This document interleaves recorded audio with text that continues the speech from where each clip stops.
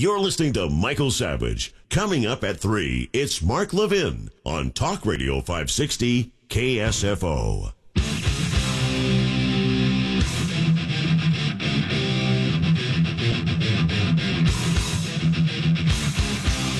Warning.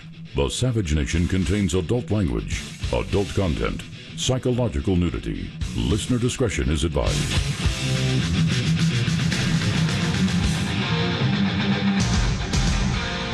And now, America's most exciting radio talk show, The Savage Nation, home of borders, language, culture. And here he is, author of Stop Mass Hysteria, Michael Savage. Ale miszkawo, amor legoralo, likeita yamin, venomare, amen. Well, that is the Jewish prayer for the dead, and that is specifically in the memory of those killed on Saturday by the Nazi with the AR-15 and the Glocks. Deranged, crazy, a coward, picks on innocent people who cannot defend themselves. It's a one-way story. There's nothing to argue about. All we can do is remember those slaughtered mercilessly. But we have to ask some questions, don't we? The minute this happened, I became infuriated because once again, I had called for armed guards in synagogues since the 1980s, and by the way, in other houses of worship. Of course I'm right. The Israelis know I'm right.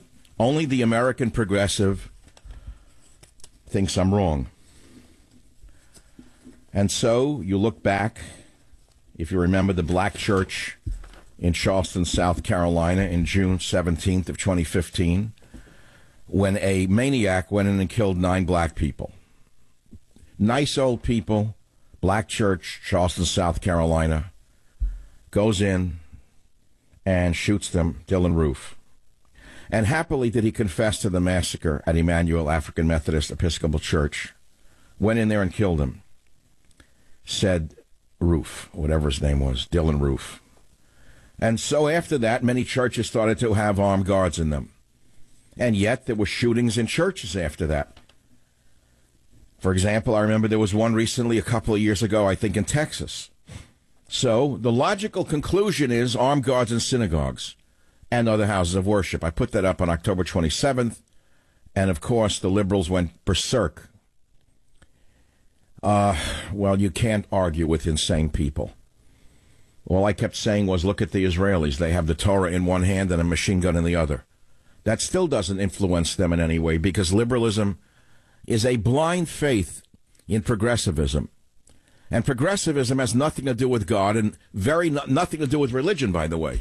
I don't think you understand that most progressives, whether they be Jewish or Catholic, that I have met, at least in my lifetime, are not really religious. They don't believe in God. They don't believe in Jesus. They don't believe in their religion. To them, they say religion is really a social decision. Progressivism is their religion. I've met them, I've heard them, and I literally say, what world are they living in? Their ancestral religions they don't believe in, but they believe in communism / progressivism? George Washington said this about the Jews, in case you're confused about the Jewish place in America. He wrote it to a synagogue in Truro in August of 1790. The citizens of the United States of America have a right to applaud themselves for having given to mankind examples of an enlarged and liberal policy, a policy worthy of imitation. All possess alike liberty of conscience and immunities of citizenship. He then applauded the Jews for being in America. 1790, George Washington. Boy, have things changed in this country. Does the media want division? Does hatred attract on both sides? I'm going to talk about that today. Should we have armed guards in houses of worship? I'm going to talk about that today. Now, a group in Pittsburgh, a group that is backed by George Soros' son, Alexander Soros, has said, don't come to Pittsburgh. They have the nerve to say that to Donald Trump in times like this. It's a group called Bend the Arc. Well, these are bent people in my mind. Their minds are bent. Bend the Arc Jewish Action, funded largely by George Soros' son, Alexander Soros. Immediately, they came out and said Trump has no right to come to Pittsburgh. How we resist and win. Progressive Jews across the country. Mark Baum, Peter Beinart, Bernard Friedman, Simon Greer, Ilse Hogg, Judith Tuller, Howard Walensky are all board members of the Bend the Arc Jewish Action. And they hate Donald Trump. They don't want him in Pittsburgh. But the rabbi of the synagogue said Donald Trump is certainly welcome here. You talk about welcoming Trump to Pittsburgh at a time like this. If ever there was a time to welcome a president and put down your hatred for all things conservative and nationalistic, it's now. And then you have the media. Who runs CNN? And why does he hate Donald Trump? And why does he not stop his puppets and marionettes from spewing such hatred around the clock, triggering people like this to do this madness? Why? There's an awful lot to talk about today on the Savage Nation. I'm not going to be the only one talking, but you could see already where I'm coming from. So let me begin. Well, I actually began by giving you my phone number, 855-400-7282. This is not an easy show for me to do. I'd rather be silent today, to be honest with you. All morning, actually, it was all weekend, I was saying, I'd rather not do the show on Monday. I actually thought of not being here. Because either you do this right or you don't do it at all. It's that simple. Either do it right, 100% right, or don't do it at all. I have seen hatred on my Twitter feed that I can't believe exists. Whatever I say, the psycho leftists attack me, then twist it. Whatever Trump says, the psycho leftists twist. I had to say to them, what is wrong with you? What is wrong with you people? Someone says, it's unfortunate you see it that way, Michael, but there's a direct correlation between what the message of the president to what is happening in the news right now. And I have to reply to these dunces. His daughter and grandkids are Jewish. He moved the embassy to Jerusalem. Sad your hatred for America has so blinded you. What is wrong with these people? Another one says, Dr. Savage, your love of the president blinds you to the hate he promotes regularly. And I say your hatred of Trump blinds you to all the good he has done to protect the nation. Another one says, Michael, these people aren't speaking truths. They have politicized Jewish deaths using a resistance faction of their own.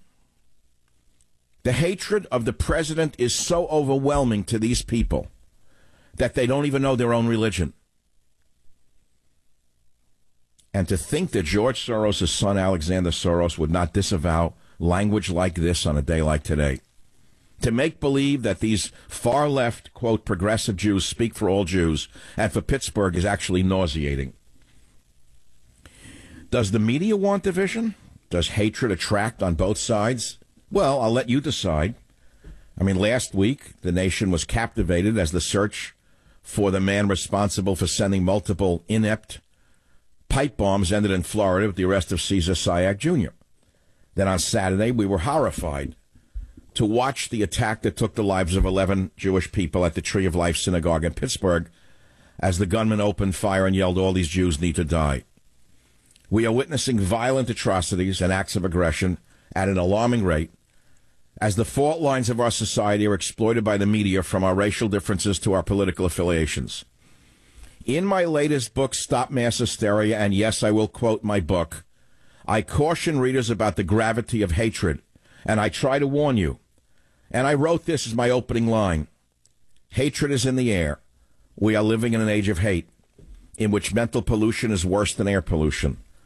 The most accessible and comprehensive of all unifying agents, hatred is spreading like a virus into all too willing hosts. Can you name anyone in the media who said anything on that level? I can't.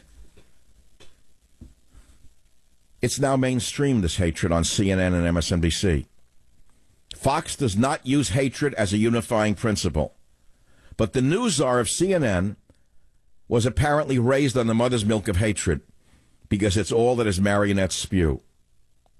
Whoever runs MSNBC must also have been suckled at the breast of hatred, because that's all you hear from MSNBC's mouthpieces.